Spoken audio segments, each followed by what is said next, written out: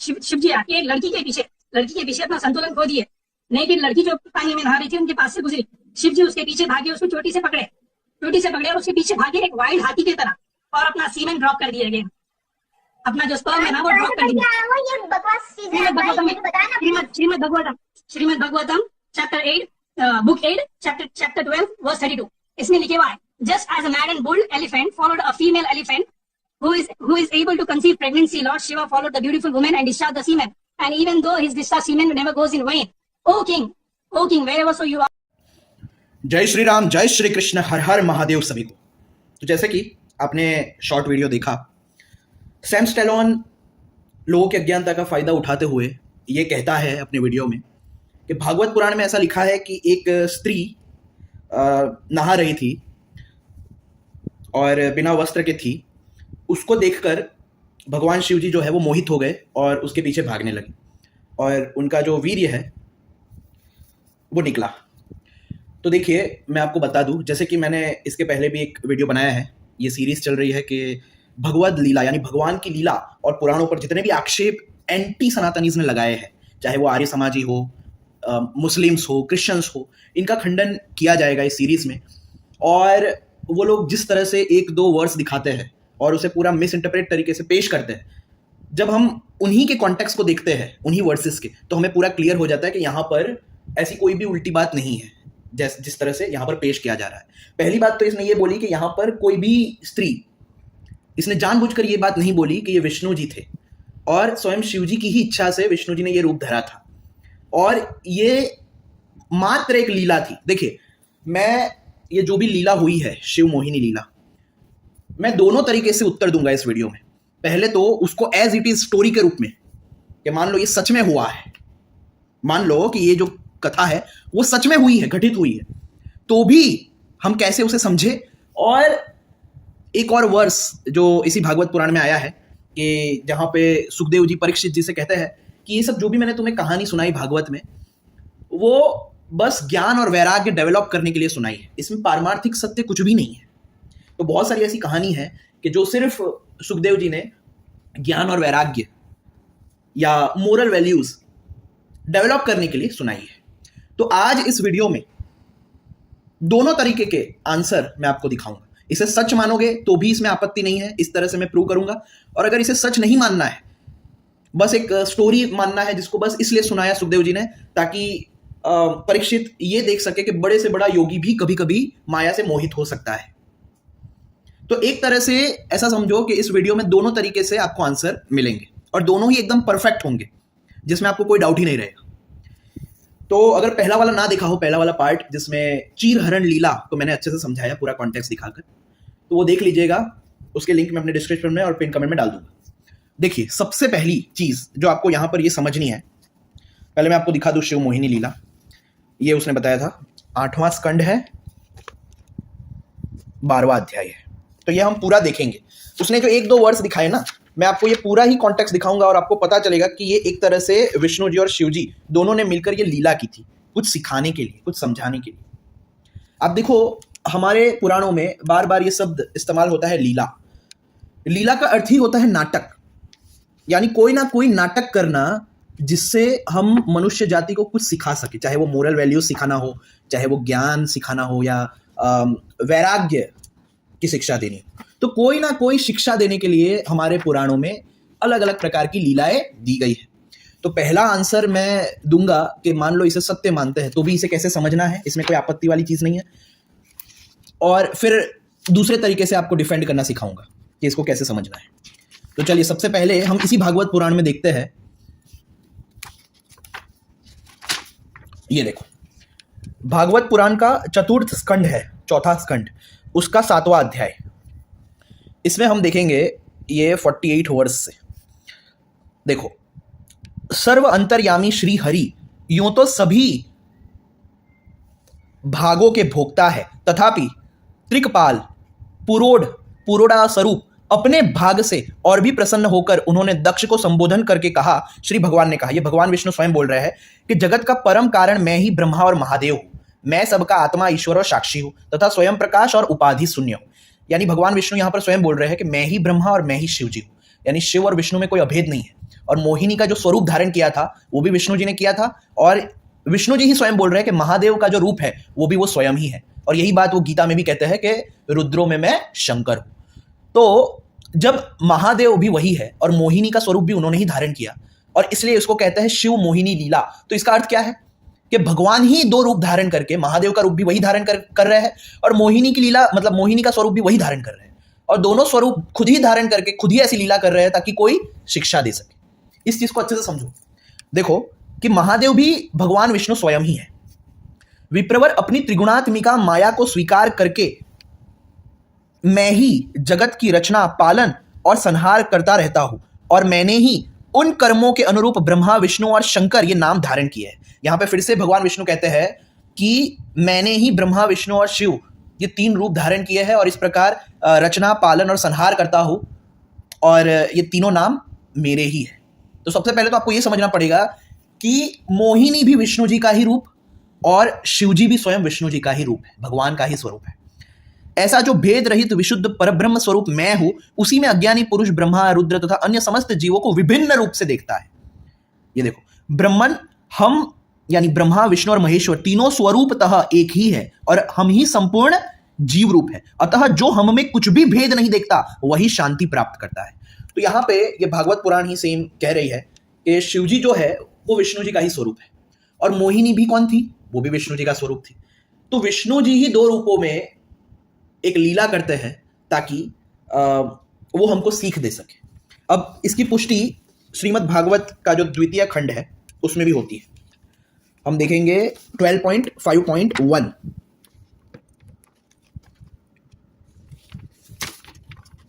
ये देखो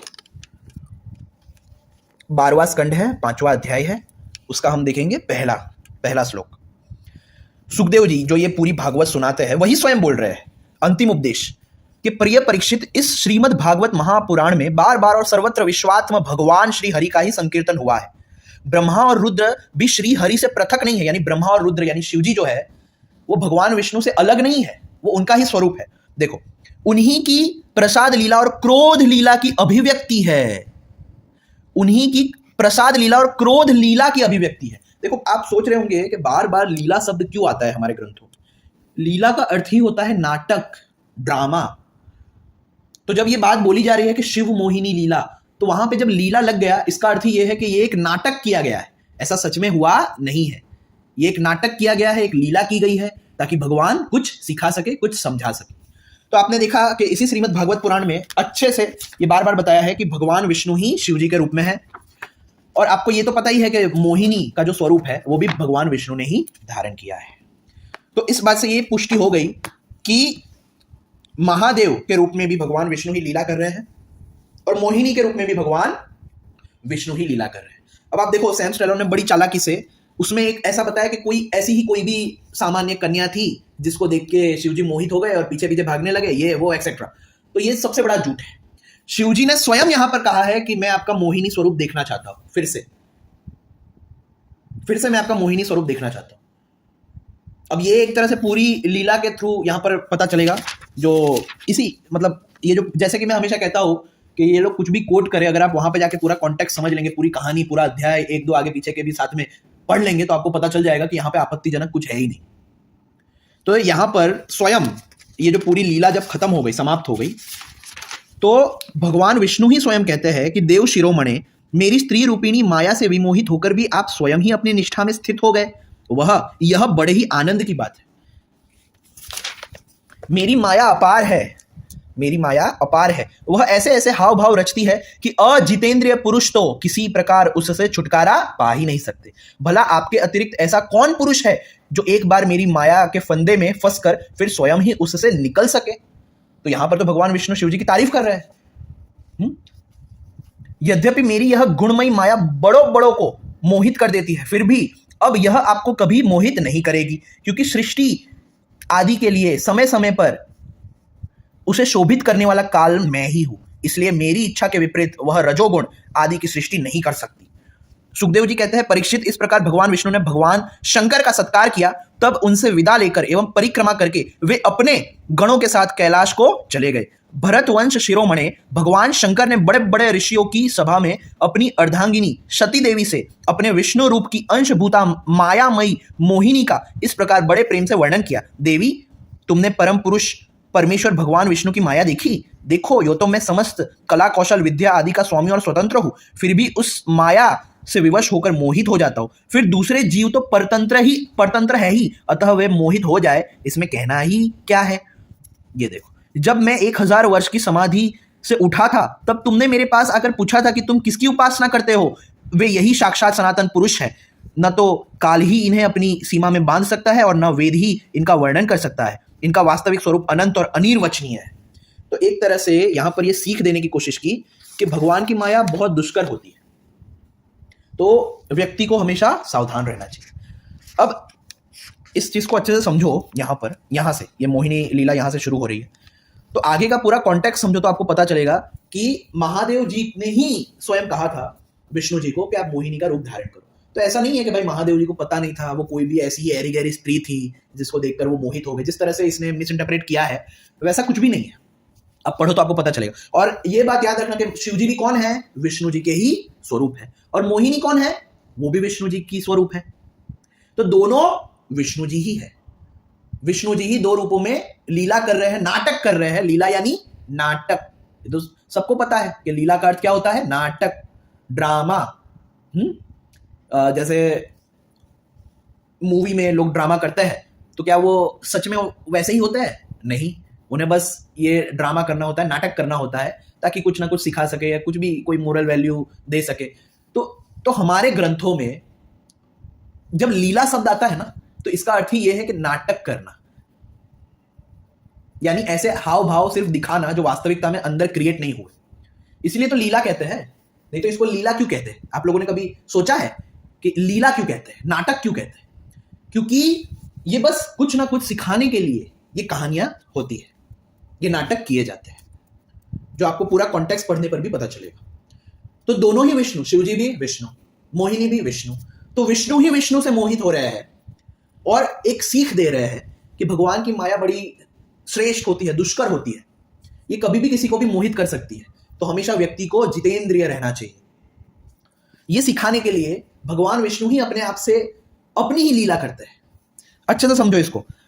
श्री सुखदेव जी कहते हैं कि परीक्षित, जब भगवान शंकर ने यह सुना कि श्री हरि ने स्त्री का रूप धारण करके असुरों को मोहित कर लिया और देवताओं को अमृत पिला दिया, तब वे सती देवी के साथ बैल पर सवार हो समस्त भूत गणों को लेकर वहां गए, जहां भगवान मधुसूदन निवास करते हैं। भगवान श्री हरि ने बड़े प्रेम से गौरी शंकर भगवान का स्वागत सत्कार किया। वे भी सुख से बैठकर भगवान का सम्मान करके मुस्कुराते हुए बोले। महादेव जी ने कहा, आप समस्त देवों के आराध्य देव, आप विश्वव्यापी जगदीश्वर एवं जगत स्वरूप है। समस्त चराचर पदार्थों के मूल कारण ईश्वर और आत्मा भी आप ही है। तो ये आक्षेपकर्ताओं को इन सब बातों को भी मानना चाहिए।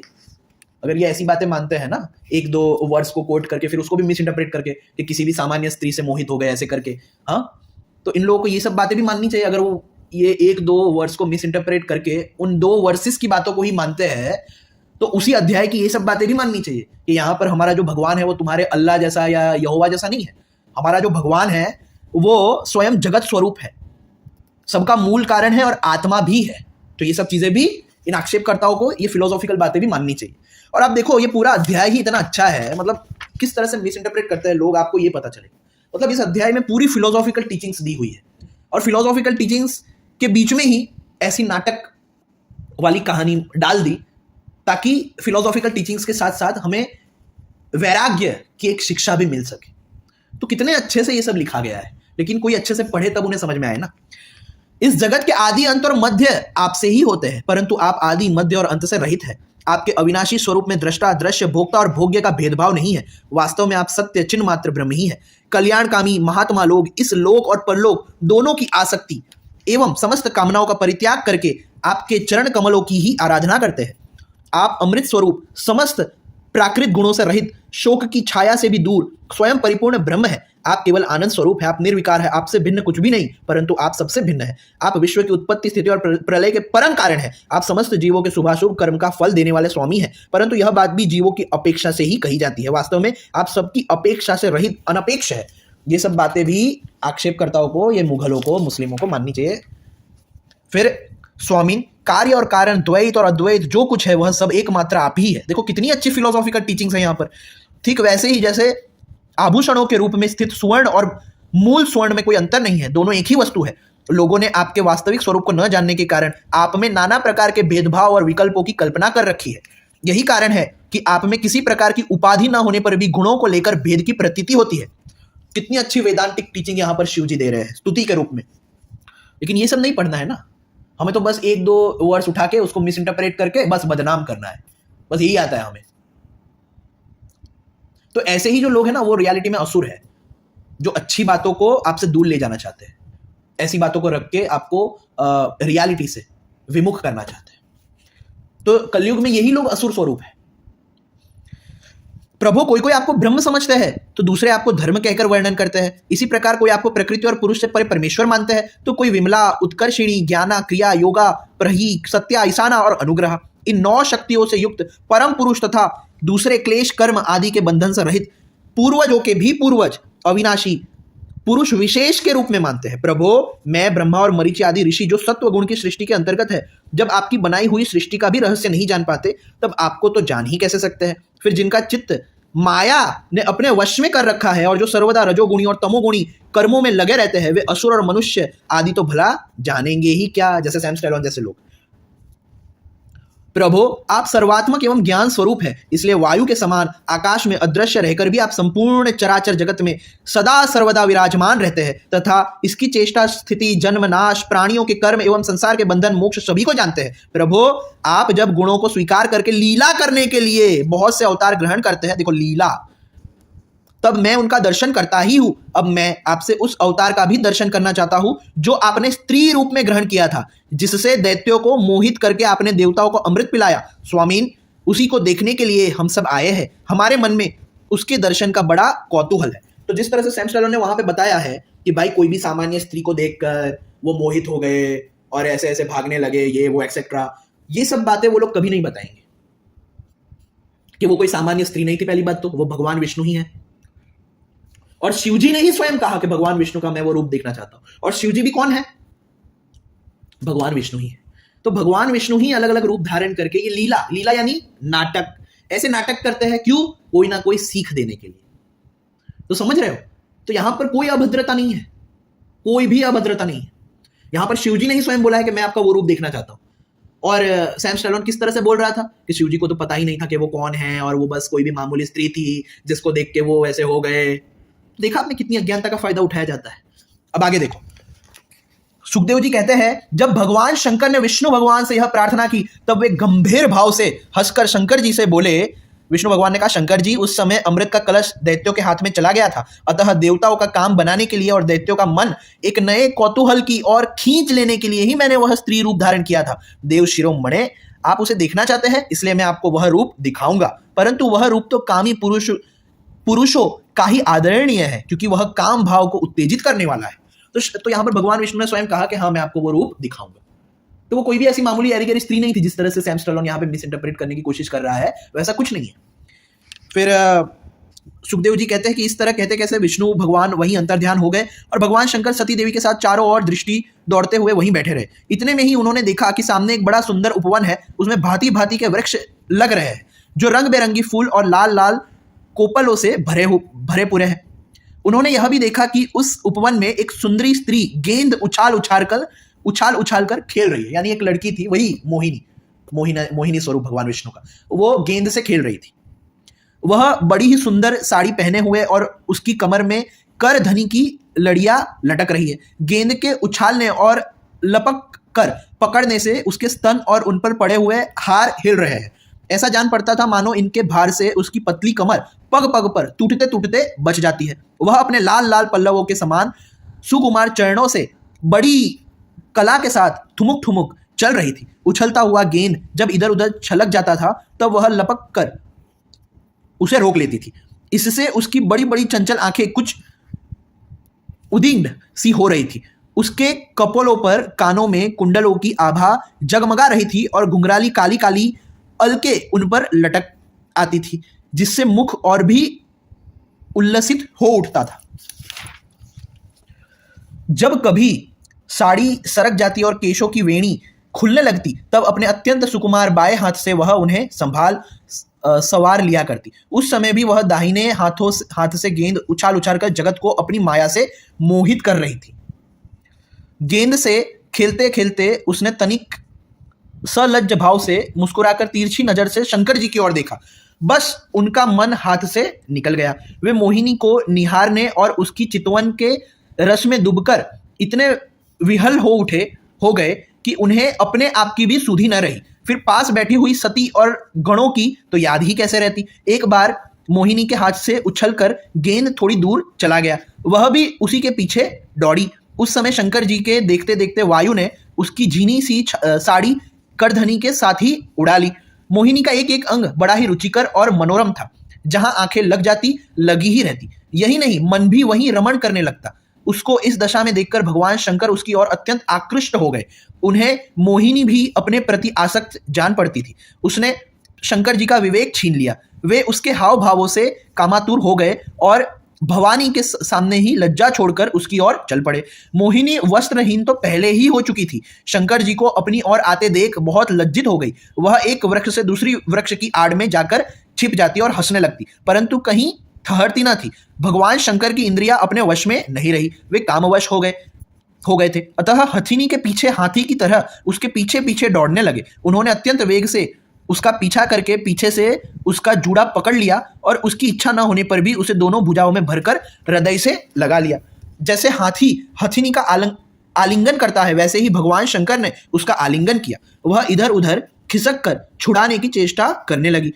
इसी छीना झपटी में उसके सिर के बाल बिखर गए। वास्तव में वह सुंदरी भगवान की रची हुई माया ही थी। इससे उसने किसी प्रकार शंकर जी की भुज पास से अपने को छुड़ा लिया और बड़े वेग से भागी। भगवान शंकर भी उन मोहिनी वेशधारी अद्भुत कर्मा भगवान विष्णु के पीछे पीछे दौड़ने लगे। तो ये मोहिनी स्वरूप किसका है? भगवान विष्णु का। और शिव जी भी स्वयं किसके स्वरूप है? भगवान विष्णु के। और इसको क्या कहते हैं? शिव मोहिनी लीला। लीला का अर्थ क्या होता है? नाटक। कि बस नाटक करना ताकि कोई ना कोई सीख दे सके, कुछ ना कुछ सिखा सके। देखो, विष्णु के पीछे पीछे दौड़ने लगे। उस समय ऐसा जान पड़ता मानो उनके शत्रु कामदेव ने इस समय उन पर विजय प्राप्त कर ली है। कामुक हथिनी के पीछे दौड़ने वाले मदोन्मत्त हाथी के समान वे मोहिनी के पीछे पीछे दौड़ रहे थे। यद्यपि भगवान शंकर का वीर्य अमोघ है, फिर भी मोहिनी की माया से वह स्खलित हो गया। भगवान शंकर का वीर्य पृथ्वी पर जहां जहां गिरा वहां वहां सोने चांदी की खाने बन गए। अब ये सिंबॉलिक चीज है, यहाँ पर सिंबॉलिकली ये बताया गया है कि कभी भी वीर्य का स्खलन नहीं करना चाहिए, क्योंकि वो बहुत अमूल्य वस्तु है। जब यहाँ पे ये लिखा गया है ना कि भाई जहां जहां गिरा वहां वहां ये सब सोने की सब चीजें बन गई, ये एक्चुअली में एक क्या कहते हैं, चांदी और सोने की खाने बन गई। ये एक्चुअली में इसको सिंबॉलिकली बताना चाहते हैं कि वीर्य इतना ज्यादा अमूल्य होता है, इसलिए इसे वेस्ट नहीं करना चाहिए। इसका अर्थ ये है। यहाँ पे भगवान शंकर का परीक्षित नदी, सरोवर, पर्वत, वन और उपवन में एवं जहां जहां ऋषि मुनि निवास करते थे वहां वहां मोहिनी के पीछे पीछे भगवान शंकर गए थे। परीक्षित वीर्यपात हो जाने के बाद उन्हें अपनी स्मृति हुई। उन्होंने देखा कि अरे, भगवान की माया ने तो मुझे खूब छकाया। वे तुरंत उस दुखद प्रसंग से अलग हो गए। इसके बाद आत्मस्वरूप सर्वात्म भगवान की यह महिमा जानकर उन्हें कोई आश्चर्य नहीं हुआ। वे जानते थे कि भला भगवान की शक्तियों का पार कौन पा सकता है। भगवान ने देखा कि भगवान शंकर को इससे विषाद या लज्जा नहीं हुई है। तब वे पुरुष शरीर धारण करके फिर प्रकट हो गए और बड़ी बड़ी प्रसन्नता से उनसे कहने लगे। देखो, भगवान विष्णु पुरुष शरीर धारण करके उनके सामने फिर प्रसन्न होकर कहने लगे कि देव शिरोमणि के, क्योंकि वो थोड़े मोहित होकर फिर से अपने आप में स्थित भी हो गए शिव जी। तो एक तरह से यहां पर यह सीख देने की कोशिश की गई है कि भाई बड़े बड़े योगी भी कभी कभी भगवान की माया से मोहित हो जाते हैं, लेकिन वो योगी महान है कि जो मोहित होकर भी स्वयं फिर से अपने चित्त वृत्तियों को कंट्रोल कर ले। वो योगी परम श्रेष्ठ है। मान लो थोड़ा गलती से वो मोहित हो गया, कोई योगी, कोई महायोगी, लेकिन मोहित होने के बाद वो फिर से अपने स्वरूप में स्थित हो जाए। फिर से उसे पता चले, अरे मैंने अपनी चित्त वृत्तियों को कैसे जाने दिया, अपने वश में क्यों नहीं रखा, और फिर से उसे याद आए और फिर से उसे वश में कर ले, तो ये योगी सच में महान होता है। और शिवजी वैसे ही थे। और अब वैसे ही थे ये कहना तो अलग है, क्योंकि ये उन्होंने नाटक किया था। ये सच में वो मोहित हो नहीं गए थे, ये नाटक कर रहे थे, क्योंकि वो स्वयं भी विष्णु रूपी है शिवजी, और मोहिनी भी जो है वो भी विष्णु रूपी है। तो दोनों मिलके दोनों ही विष्णु स्वरूप नाटक कर रहे थे, ताकि हमें कुछ सिखा सके, हमें कोई सीख दे सके।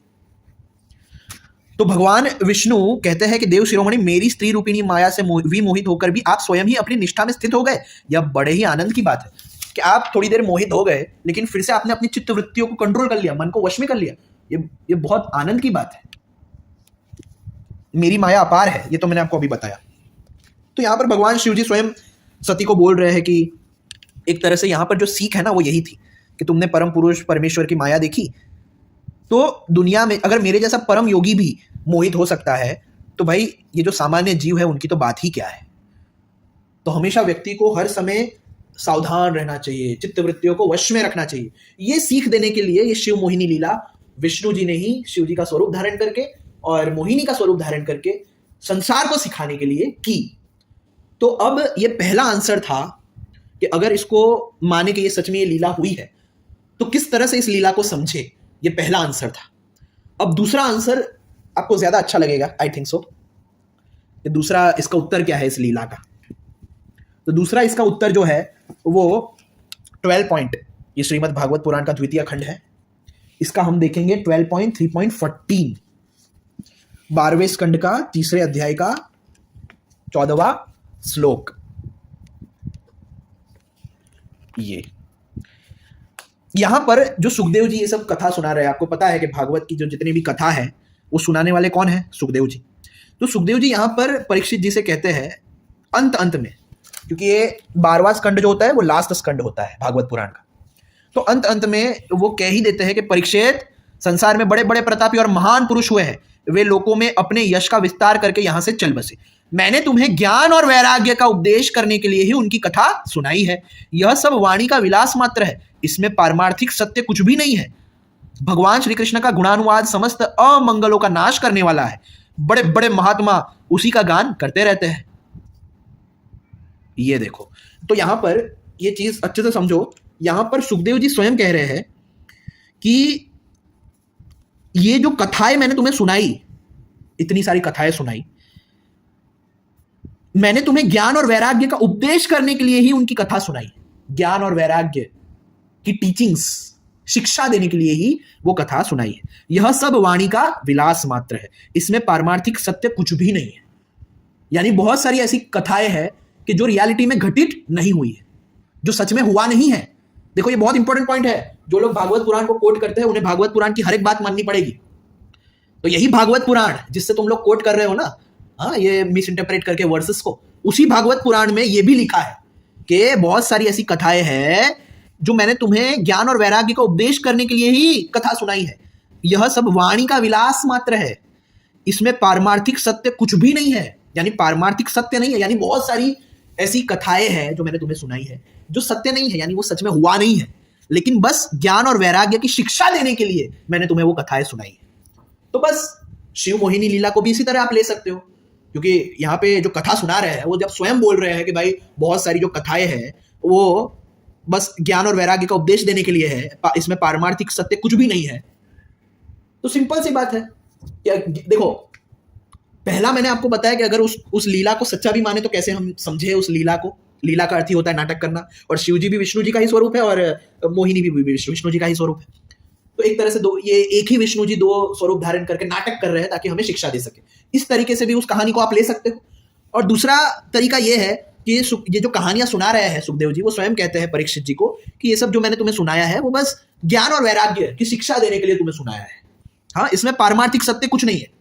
यानी बहुत सारी इसमें ऐसी कहानी है कि वो सिर्फ मोरल वैल्यूज की शिक्षा देने, ज्ञान और वैराग्य की शिक्षा देने के लिए सुनाई गई है, वो वास्तविकता में घटित नहीं हुई है। तो शिव मोहिनी लीला को भी आप उन्हीं में से देख सकते हो, मान सकते हो कि जिसमें कोई पारमार्थिक सत्य नहीं है, यानी ऐसा सच में हुआ नहीं था, लेकिन बस शिक्षा देने के लिए सुखदेव जी ने ऐसी कथा सुनाई कि शिवजी जैसे परम योगी भी कभी कभी भगवान की परम माया से मोहित हो सकते हैं। तो हम लोग जो मामूली जीव हैं, उनका तो कहना ही क्या। तो इसलिए हमें सदैव सावधान रहना चाहिए, सदैव अपनी इंद्रियों पर काबू रखना चाहिए, मन पर काबू रखना चाहिए।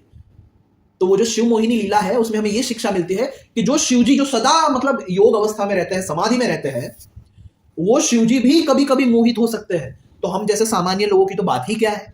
तो इसलिए व्यक्ति को कभी भी अपनी चित्त वृत्तियों को, अपने मन को लाइटली नहीं लेना चाहिए, अपने काम क्रोध लोभ मोह को लाइटली नहीं लेना चाहिए। हमेशा अपनी वृत्तियों को, अपने विचारों को, अपने मन को वश में रखना चाहिए, सावधान होकर। तो सुखदेव जी ने वो कथा बस इसलिए सुनाई ताकि परीक्षित जी को ये एहसास दिलवा सके कि भगवान शिव जी जैसे परम योगी भी कभी कभी मोहित हो सकते हैं, तो हम जैसों की तो बात ही क्या है। तो इसलिए सदा मन को विरक्त रखना चाहिए, वैरागी रखना चाहिए, सदा मन को काबू में रखना चाहिए। यानी ये सत्य में घटा नहीं है, ये बस ज्ञान और वैराग्य का उपदेश देने के लिए ये बहुत सारी कथाएं सुखदेव जी ने सुनाई है। तो देखो, दोनों तरह से मैंने आपको आंसर दे दिया, आप और दोनों ही आंसर सही है दोनों ही आंसर सही है। तो आपने देखा कि वहां पे अगर उस लीला को सत्य भी माने तो पूरा कॉन्टेक्स्ट जब हम पढ़ते हैं तो कितनी अच्छी अच्छी बातें लिखी, कितनी अच्छी अच्छी फिलोसॉफिकल टीचिंग्स दी हुई है। अब उन फिलोसॉफिकल टीचिंग्स के बीच ऐसा थोड़ा नाटक कर दिया ताकि फिलोसॉफी के साथ साथ मोरल वैल्यू का भी हमें कुछ उपदेश दे सके, ज्ञान दे सके। तो लोग पता नहीं क्यों अच्छी बातों को इग्नोर करते हैं और कुछ कुछ बातें जो एक्चुअली में नाटक है बस कुछ सिखाने के लिए, उसको भी मिस इंटरप्रेट करते हैं और एकदम गलत तरीके से पेश करते हैं। तो मोस्टली मैंने कहा ना आपको, पुराणों पर जितने आक्षेप है 90% आक्षेप सिर्फ और सिर्फ अज्ञानता का फायदा उठाया जा रहा है। पूरा कॉन्टेक्स्ट पढ़ोगे तो आपको पता चलेगा कि इसमें आक्षेप जैसा कुछ है ही नहीं। तो पहला आंसर मैंने आपको दिया कि अगर उस लीला को एज इट इज सत्य माने तो भी उसमें कोई दोष नहीं है। और दूसरा आंसर आपको मैंने दिया कि ये जो कथाएं सुना रहे हैं, ये सब लीला है, वो सुनाने वाले ही स्वयं बोल रहे हैं कि ये सब जो मैंने तुम्हें सुनाया है वो बस ज्ञान और वैराग्य का उपदेश देने के लिए, इसमें पारमार्थिक सत्य कुछ नहीं है। तो वो स्वयं ही बता रहे हैं कि बहुत सारी ऐसी कहानियां हैं जो सच में घटित नहीं हुई, यानी ऐसा हुआ नहीं है, बस मोरल वैल्यूज सिखाने के लिए या ज्ञान और वैराग्य, विवेक और ये अलग अलग जो अच्छी क्वालिटीज है, सात्विक क्वालिटीज है, उसकी शिक्षा देने के लिए मैंने तुम्हें वो कथाएं सुनाई है। तो दोनों तरीके से मैंने इसको डिफेंड कर दिया है। अब कोई भी यहाँ वहां भोंकता मिले शिव मोहिनी लीला के बारे में, सीधा उनको ये वीडियो उनके मुंह पे मारना, वो चुप हो जाएंगे, उनके पास कोई आंसर नहीं रहेगा क्योंकि मैंने कोई क्वेश्चन छोड़ा ही नहीं है अब। तो बस मैं यही कहना चाहता हूँ कि गुमराह मत हो जब तक आप खुद जाके चेक ना कर लो। और आर्य नमाजी तो सबसे बड़े नीच है, उनकी बातों में तो बिल्कुल ही मत आओ। फर्स्ट पार्ट अगर ना दिखाओ तो वो देख लो, चीर हरण, वो बहुत इंपॉर्टेंट है। आपको पता चलेगा कि गोपी और कृष्ण को कैसे समझे, इनके बीच संबंध को कैसे समझे। उसी पुराण में कितनी अच्छी अच्छी बातें लिखी है जो ये लोग नहीं बताते। तो इसके पहले वाला पार्ट देखो, ये सेकंड वाला जो पार्ट है इसको अच्छे से समझो कि दोनों तरीके से हम आंसर दे सकते हैं, दोनों ही आंसर में कोई दोष नहीं है। और आगे और भी मैं पुराणों पर लगे आक्षेप और भगवत लीला यानी भगवान की जो लीलाएं हैं, इनको यही नहीं पता कि लीला का अर्थ ही नाटक होता है और ड्रामा में कुछ भी रियल नहीं होता। ड्रामा का अर्थ ही ये है कि वो जानबूझ के अपनी मर्जी से स्क्रिप्ट करके वो सब हरकतें कर रहे हैं ताकि कोई ना कोई सीख दे सके। तो पहले तो इनको लीला का अर्थ बताओ भाई कि शिव मोहिनी लीला का अर्थ क्या है कि नाटक किया। क्यों नाटक किया? कुछ सिखाने के लिए नाटक किया। तो पहले तो इनको लीला का अर्थ ही नहीं पता होता। सोचो, मतलब एक छोटे बच्चे को भी पता होता है कि लीला का अर्थ नाटक होता है, तो नाटक को सत्य कौन मानता है भाई? हाँ, ये जो नाटक चलते हैं मूवीज ड्रामा वगैरह, उसमें मर्डर कर देते, तो क्या वहां पे मर्डर सच में होता है क्या? नहीं। वहां पे उल्टी सीधी हरकतें भी करते, तो क्या सच में वो उल्टी सीधी हरकत क्या ड्रामा में कर रहे हैं, पिक्चर में कर रहे हैं? नहीं कर रहे, वो तो बस नाटक है। जो भी कहानी होती है नाटक में, क्या वो सत्य होती है या बस वो ऐसे ही मनोरंजन या कुछ ना कुछ सिखाने के लिए होती है?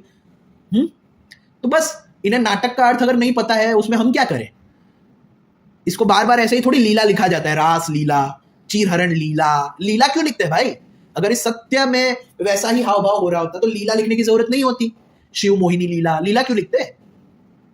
हाँ, फिर मैंने आपको बताया कि इसी भागवत में लिखा है कि जो भगवान शिव जी है वो भगवान विष्णु से अलग नहीं है, ब्रह्मा और रुद्र श्री हरि से पृथक नहीं है, उन्हीं की प्रसाद लीला और क्रोध लीला की अभिव्यक्ति है। बार बार लीला क्यों लिखते हैं? इतनी तो बुद्धि दौड़ाओ, थोड़ी तो बुद्धि लगाओ कि लीला का अर्थ क्या होता है, नाटक का अर्थ क्या होता है। बस उसी में समझ जाओगे कि आक्षेप जैसा कुछ नहीं है, लीला का अर्थ समझ के ही समझ जाओगे।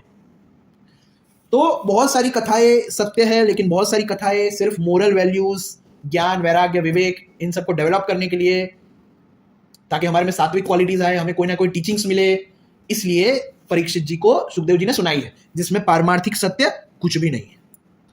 बस खत्म।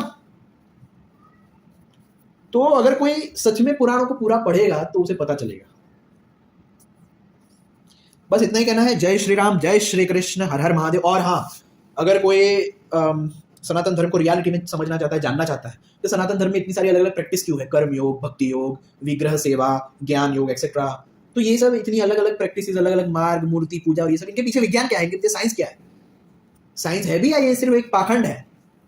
तो जिन्हें साइंटिफिकली इन चीजों को समझना है, वो मेरी जो प्लेलिस्ट है कि समस्त प्रकार की साधनाओं का विज्ञान, science behind all kinds of spiritual practices, उस पूरी प्लेलिस्ट को अच्छे से देखो, अच्छे से समझो, फिर आपको सनातन धर्म की जो अलग अलग प्रैक्टिसेस हैं उनको लेकर कोई डाउट नहीं रहेगा। आप बोलोगे कि यार इतनी अच्छी अच्छी प्रैक्टिसेस हैं हमारे सनातन धर्म में, उनके पीछे इतना अच्छा अच्छा लक्ष्य है, हमारे ऋषि मुनि इतने ज्यादा बड़े मनोवैज्ञानिक थे। आप खुद ये बात बोलोगे, स्वीकार करो उस प्लेलिस्ट को पूरी तरह देखने के बाद।